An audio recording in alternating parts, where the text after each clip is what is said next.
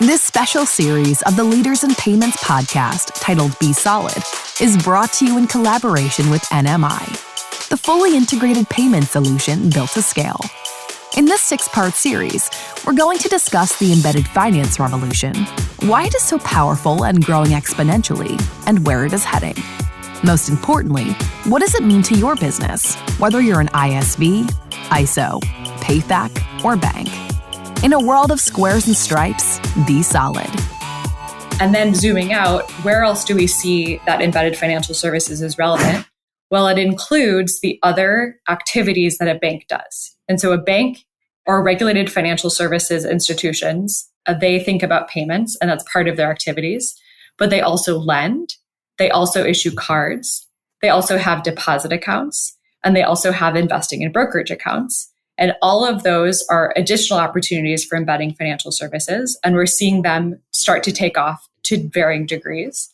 And then the final space I would mention is insurance as well.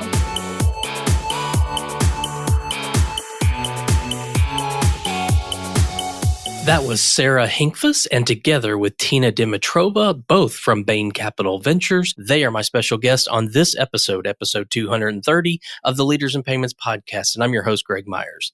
This is the second episode in our series on embedded finance. Sarah and Tina go deep into embedded finance by defining it, talking about all the products beyond just payments that either are currently or will be in the future embedded into software solutions and platforms, as well as why it is growing and Bain Capital Ventures perspective on the space. We've got a great episode ahead, so let's get started.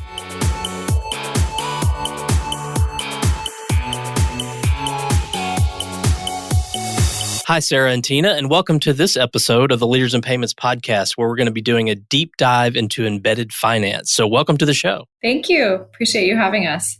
Excited to be here. Great. So let's start with you, Sarah, if you don't mind. Tell us a little bit about your current role at Bain Capital and maybe a little personal and career background about how you got there.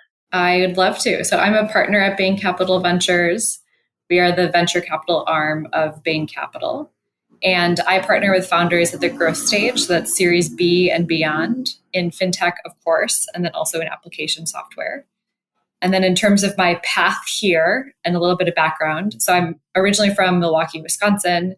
I studied economics and engineering at school and started my career in software, actually. So at an enterprise software company in the big data predictive analytics space.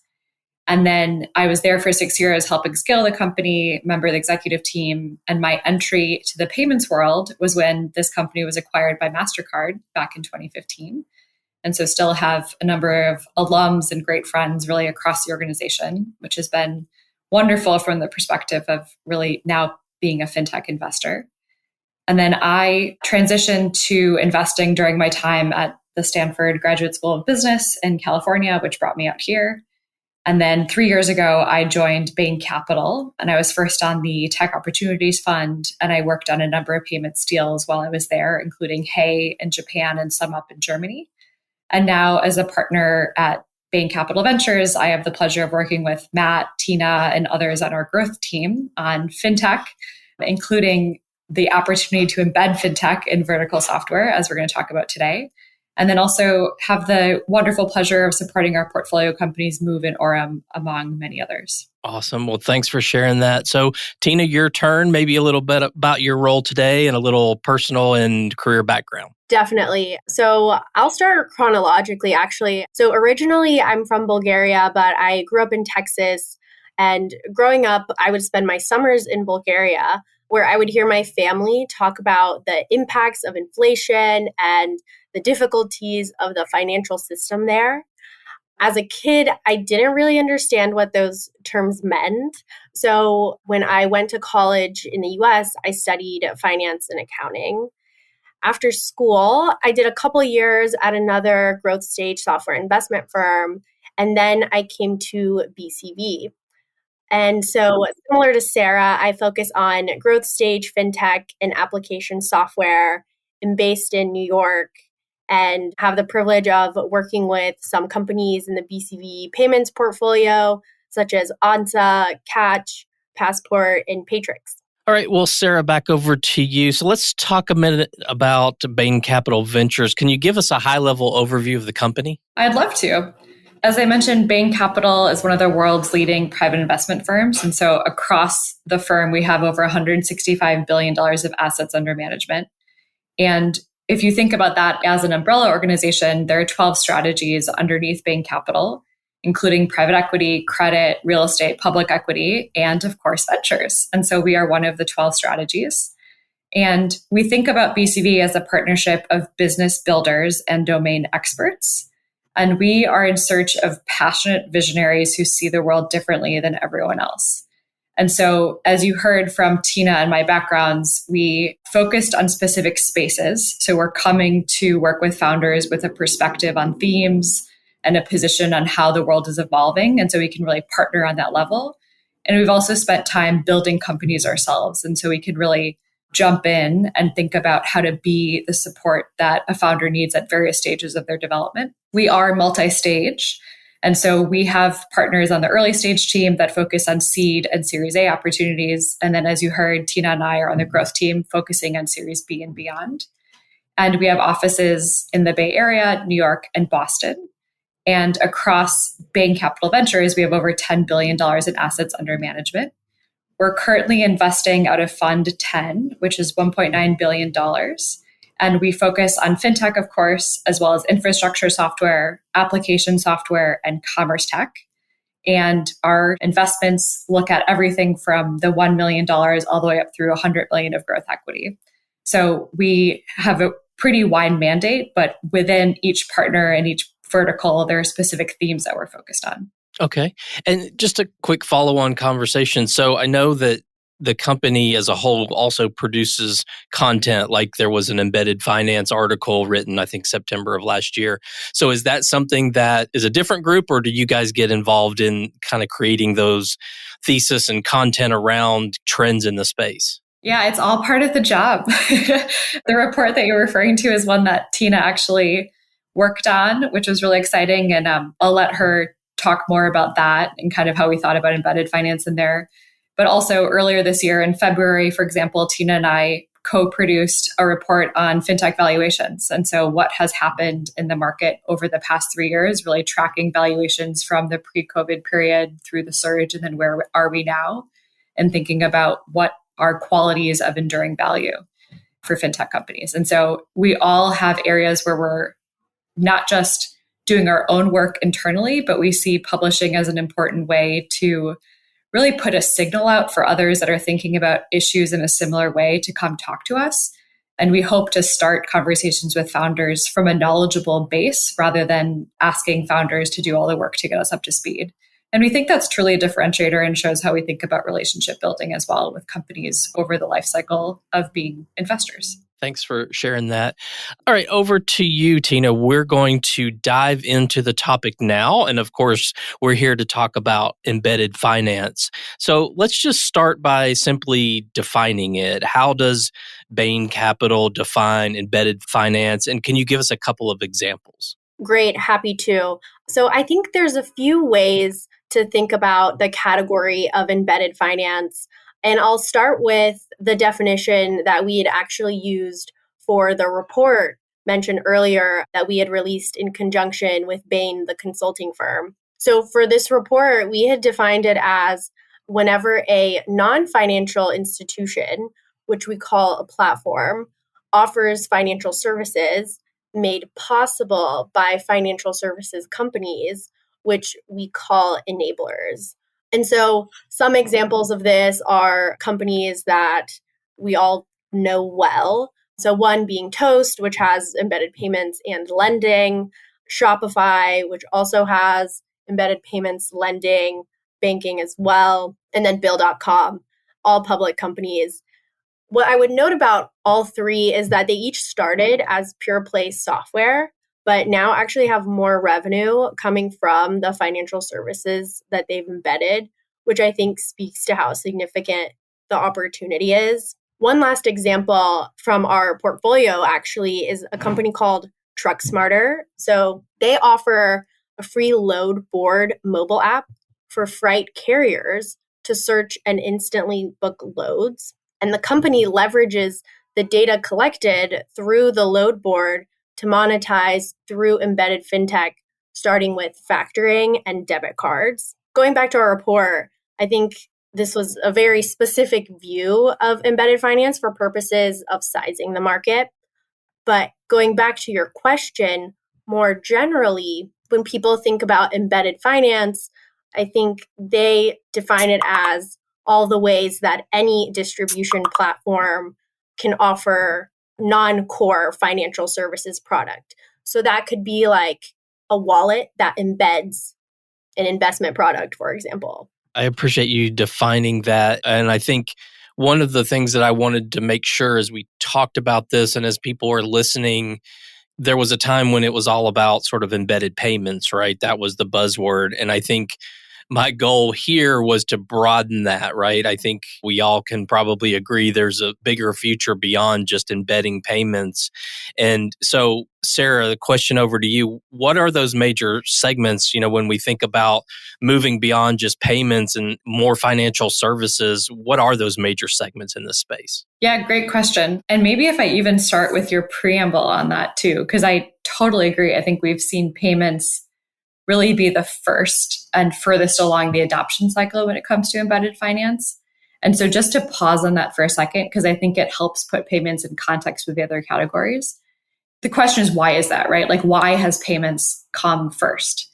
And there are a few different reasons that we think that's true. And so maybe just to give you 4 of them. So first, payments are higher velocity.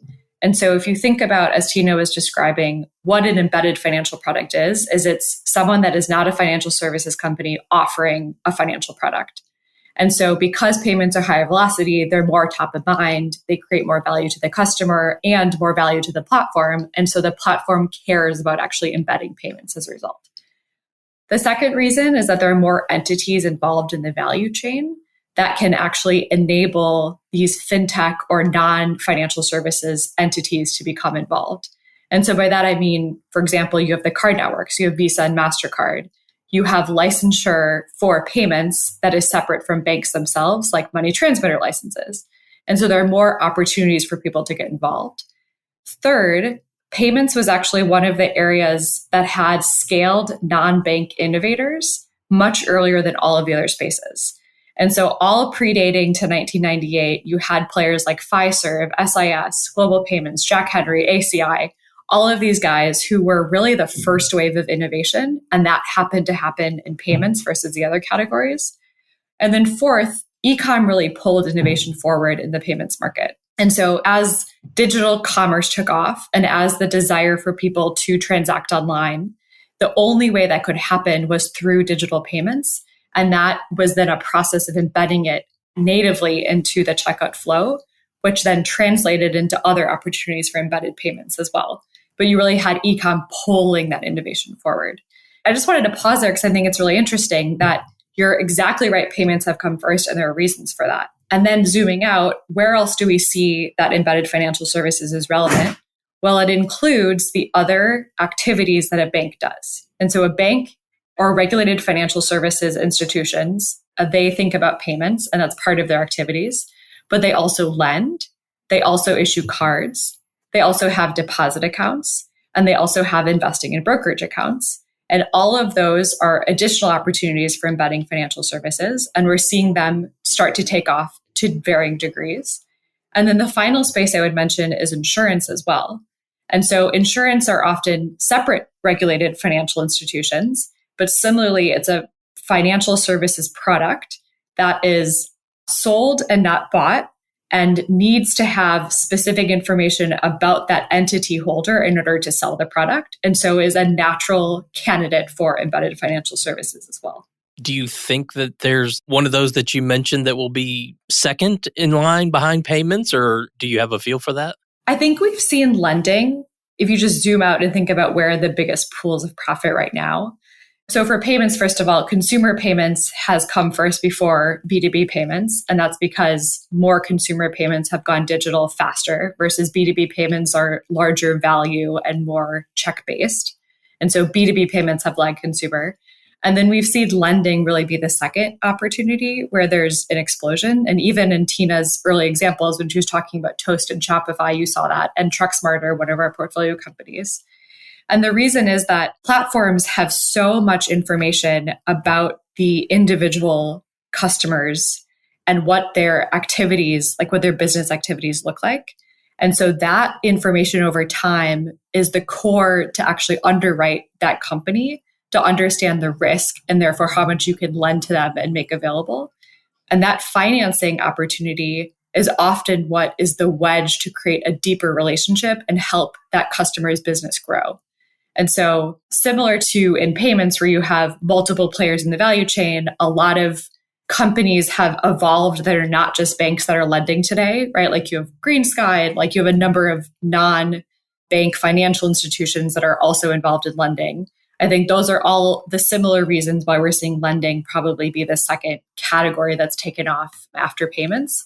But there are great companies really across the board. And so we have many fintechs that we have great conversations with that are banking as a service, which is traditionally the space where issuing and deposit accounts are, and insurance as well. There are a lot of very new models that are thinking about across personal lines insurance, across life insurance and health insurance, and across commercial lines, embedding that insurance opportunity into the platform.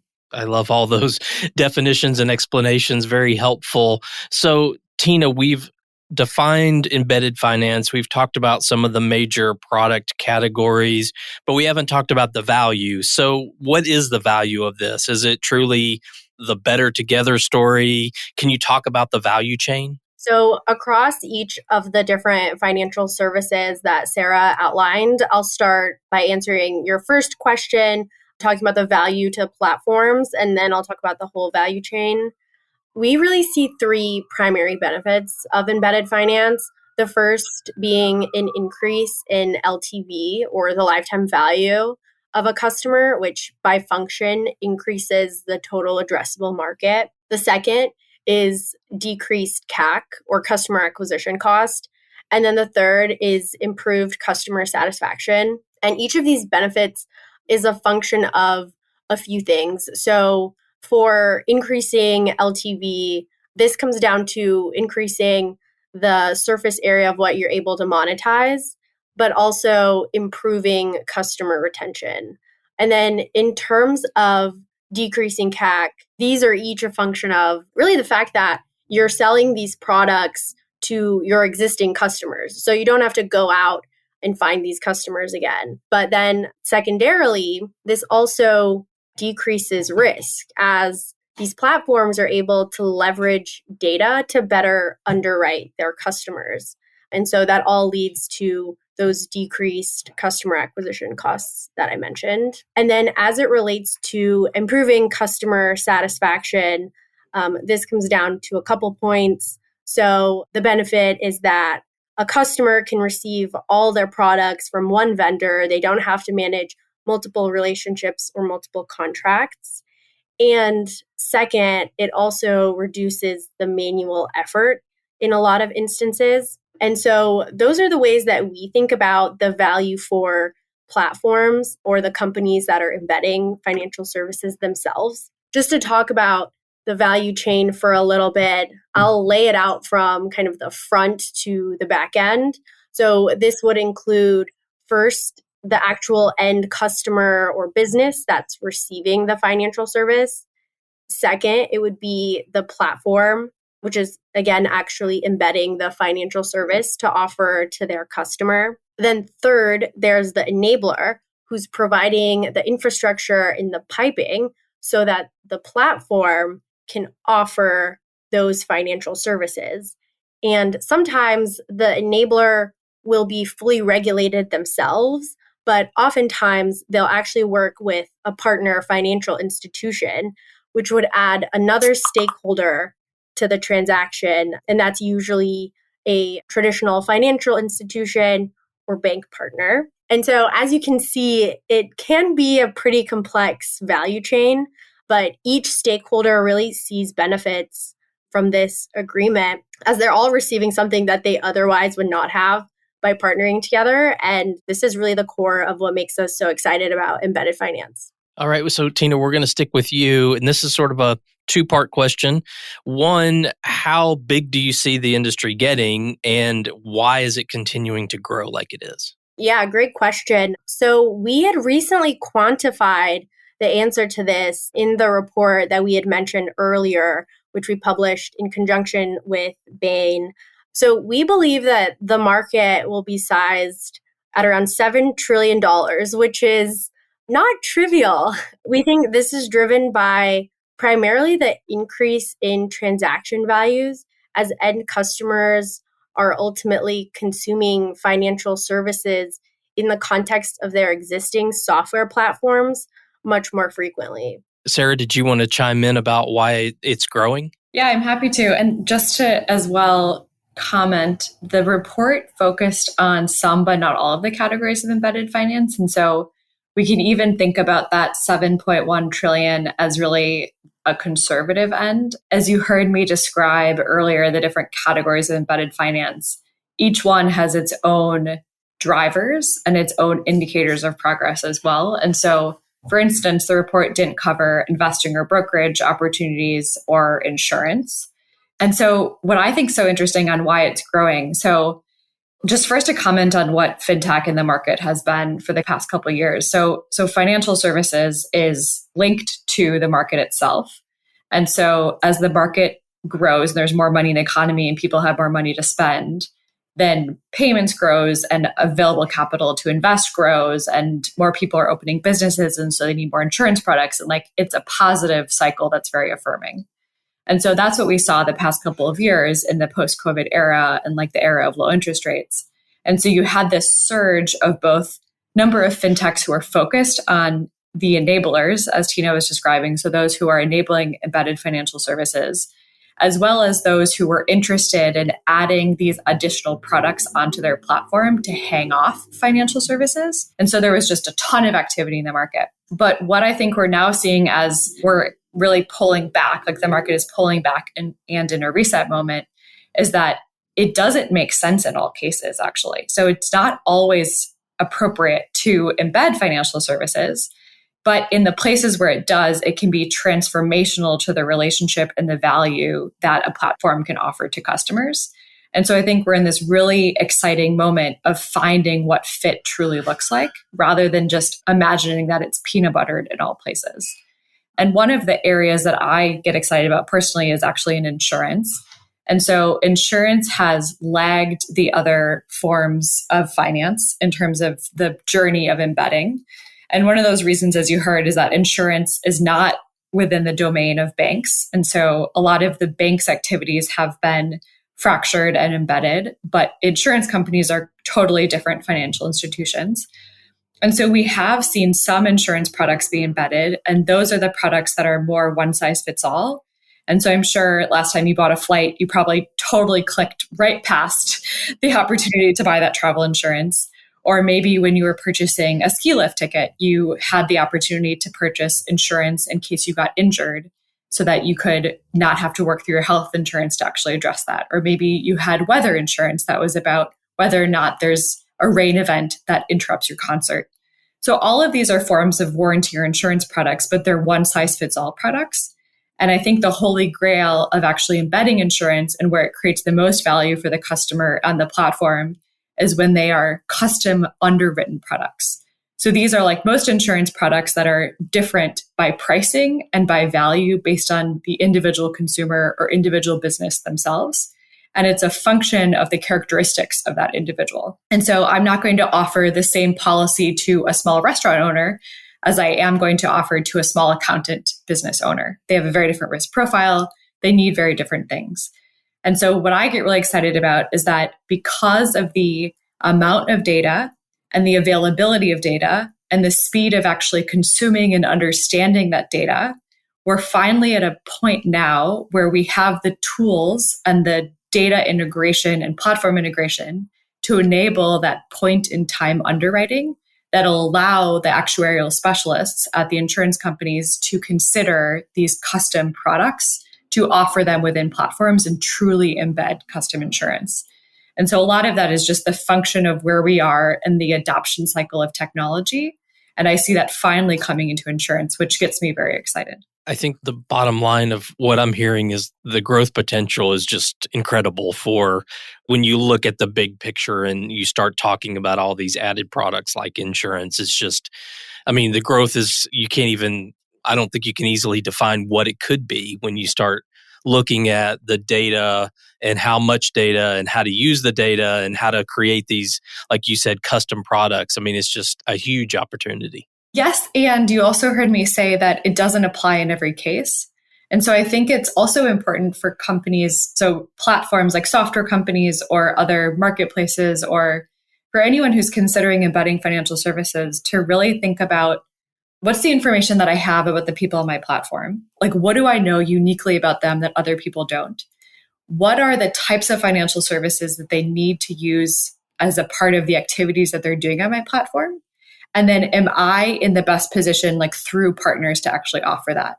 And I say that just because it is a lot of effort, right? There's a whole tech component, there's a whole partnership and business development angle, and there's managing risk as well. And so it's not appropriate in every case, but when you find that right combination, it has all of those amazing value effects that Tina talked about in her answer earlier. Well, Sarah, we're going to stick with you for another question. And you mentioned banks earlier.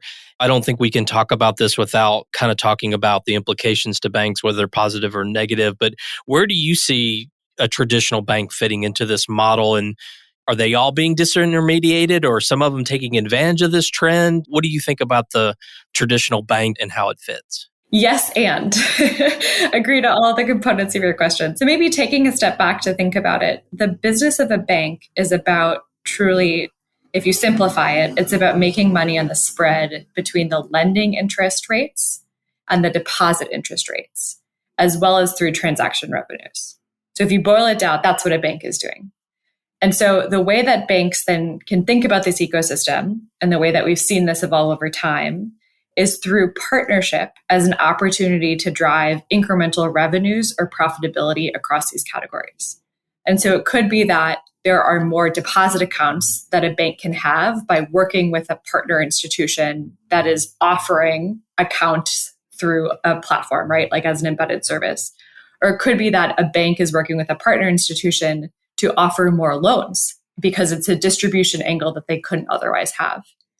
Where the complexity comes in is that oftentimes the technology that banks are using today that they're typically employing is pretty dated. And so that is challenging for fintechs because the fintechs need access to much more precise and specific information. Maybe I'll give you an example. So for money movement, for example, a lot of it moves overnight in batches. And so you're batching together a day's worth of transactions. And then the issue of reconciliation is quite complicated because the next day, when you're thinking about what actually cleared, you have to disaggregate all of those transactions. And that's really tricky if you are a platform that is trying to apply to every single customer account the payments that actually cleared in order to do that final reconciliation of the payments ledger. And so what actually ends up happening then is that in between the bank and the platform, there's this entire ecosystem of enablers that are helping to translate the bank's technology as well as the bank's regulatory and risk frameworks to the fintech in order to make the licensure and the financial service products available to that fintech or that platform, whoever is actually embedding financial services. So that's the way that we see them fitting together. And then to your point on how they've evolved, traditional banks can partner with enablers or platforms directly, as we said. And boldly, if you look at the vision of this ecosystem, the reason why we think banks have to participate is because if they don't, they could, in the full instantiation of the ecosystem, face adverse selection. And so the way to think about this is, let's say, for example, let's go back to the Toast instance. And so Toast, as a platform for restaurants, has available many of the small restaurants in the US, and they have all of the information about the transaction data, the POS, when they're open, what they're offering, how many people are working there. All of that is on the Toast platform. And so Toast is in a very good position to actually underwrite a loan to that restaurant because they understand the full context of what's happening at that restaurant. And they also have really good early warning signals if there's something that's not going well at that restaurant to pull back on the size of that line of credit. Now imagine you have a traditional bank, a merchant bank that's on the corner, and that bank has the opportunity to offer a small business loan to a restaurant that's on the Toast platform. If that bank has that opportunity, that means that that restaurant did not get an offer from Toast for that loan. And so it's this potential of adverse selection. So maybe there's something that the bank does not see in whatever financial documents they've requested from their restaurant that actually makes that restaurant a very bad borrower. But they're totally blind to it because they don't have the full set of information that Toast has. And so we think that banks have to participate in this ecosystem. Otherwise, more and more categories as embedded financial services take off could be actually at risk for this type of adverse selection. And then just before I leave this, I also wanted to mention a third model that we're seeing. So we talked about the first model of banks partnering directly. We talked about the enablers. And a third model is actually a few new banks like Column Bank, Luna, Lead Bank, Buell. There are a few of them that are packaging together the licenses and the technology in one bank. And so Column, for example, describes itself as a developer infrastructure bank. And so this enables them to more directly and holistically actually serve platforms and fintechs themselves. And so this is also a trend that we're watching in the market. Okay. And Tina, did you have something to add there about the conversation around banks? Yes. So I think the regulatory wins for banks are changing. And the example of this is Evolve Bank, who is known for frequently sponsoring fintechs, but has recently been working to cut partnerships with some fintechs who had loose compliance procedures.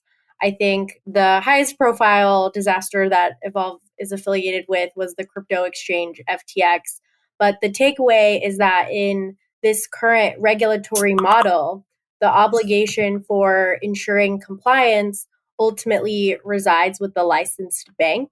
And so that's just something for these financial institutions to think about. And Sarah, back to you. And you kind of alluded to this a little bit earlier, but I'll go a little bit deeper on it. Do you think that the recent slowdown, one, in technology investments, and two, the fear of the upcoming or maybe upcoming recession, do you think that's slowing down the momentum of this whole trend around embedded finance? Yes. So one way of thinking about this is this very strength of fintech is also the shadow of fintech. So this idea that every strength has its shadow. And so I made mention of this earlier, but because financial services is really a correlate of the economy overall, exactly as you said, the slowdown in technology investments or the slowdown in the economy overall has an impact on what we're seeing in financial services too. And so when things are going really well, it's a great thing. When things are not going well or when they're tough, it's a really hard thing. And so across fintech generally, there was a lot of capital that was raised at high valuations. And so the impact of that is we're seeing venture activity is down, but we're seeing what has continued is that the best companies are continuing to grow and are continuing to get funded as well. When it comes to embedded financial services, I think it's this really special moment where platforms themselves, so these are the software players, the fintech players who are offering embedded financial services, they're in a moment where they've had to pare down the number of priorities that they have, but they're able to focus on the things that have the potential to create the most value for customers and add the most to the bottom line. And what's been exciting is we're hearing that the embedded financial service journey is often prioritized on that list because of the ability to really achieve those two twin objectives that are most important in this environment. And so just in summary, the fintech market is definitely winnowing down in terms of the number of players that are relevant in each category as funding is more difficult. But those best companies, the ones that have the best technology, the best leadership, the best approach to the regulatory environment, those companies are continuing to see success and growth, and they're finding a great home with platforms that can now really focus on this as a key part of what they need to do to deliver value to their customers. And Tina, over to you for the final question.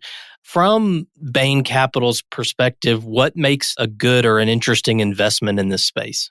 There's a few things we look for. So first and foremost, I would say we're really looking to back visionary founders with a large scale view on how the future will be different than the present, but also the ability to go deep into the minutia and explain their respective topic with expertise.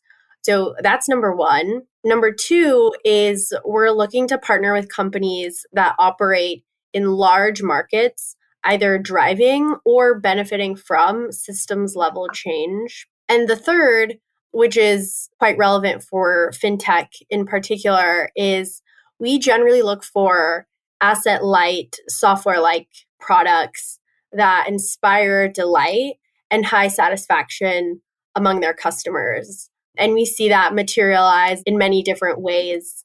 The last thing I'll mention, there are specific areas of focus for us currently. And I would say that each of these is not necessarily mutually exclusive, but currently we're really excited in a few categories, those including InsurTech, which Sarah talked about already, CFO tech, procurement, wealth tech, and of course, the opportunity to leverage generative AI and fintech.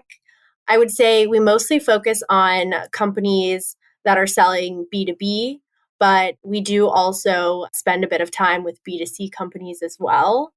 And then the last thing I would say, as Sarah mentioned at the very beginning, we have colleagues that focus across the venture spectrum from seed through pre-IPO. So we're always excited to chat no matter the stage of business. All right. Well, Sarah, Tina, we've covered a lot of ground. Is there anything else that either one of you wants to mention before we wrap up? I just have one thing I wanted to talk about, which is the value of really building relationships in this time. And so you asked directly, and we talked about how this is an uncertain time, I would say, in the tech ecosystem and especially in fintech. And so I think sometimes when there's uncertainty and discomfort, the reaction that we have from like a purely empathetic place is that we kind of close in and don't want to talk because maybe things aren't going exactly as the way that we expected them to a year ago when we imagined what 2023 would be. But my biggest recommendation is to really see this time as building relationships and figuring out who are the players and the partners that you want to have around the table as you continue to scale your business. And so that's relevant for the management teams at platforms who are thinking about embedding financial services. That Tina, myself, and our team are really excited to think about the strategy of when to offer financial services, what are the different methods to do it, how to think about the different players or partners you could work with, which financial services to lead with and which to follow with. How do you think about modeling the potential impact on the P&L? Like there's a lot of complexity in that we would love to speak with teams about and really partner on. And then also for the fintech players themselves that we are really excited because this is a moment, especially post the SVB crisis, where the trust that you have in the people around the table is critical to really building the company and fulfilling the vision that you have for your company. And so rather than you see this as a time to close in, I would just really encourage folks who are excited about some of the ideas that we talked about here to reach out and use this as a time to build that bridge and build that relationship and see if we're the type of partners that they'd want to work with over time. Great. Tina, anything to add to that? I think Sarah hit the nail on the head. Okay, great. Well, thank you both so much for being on the show today. I know your time's very valuable. So again, thank you for being here. Thanks for having us. We really enjoyed it. Yeah, thanks so much for having us. This was so fun. Good. And to all you listeners out there, I thank you for your time as well. And until the next story. Thank you for listening to this episode in our special series, Be Solid, brought to you by NMI, the fully integrated payment solution built to scale. For more information on embedded finance and this episode, please visit www.nmi.com/resources/podcasts. And remember, in a world of squares and stripes, be solid.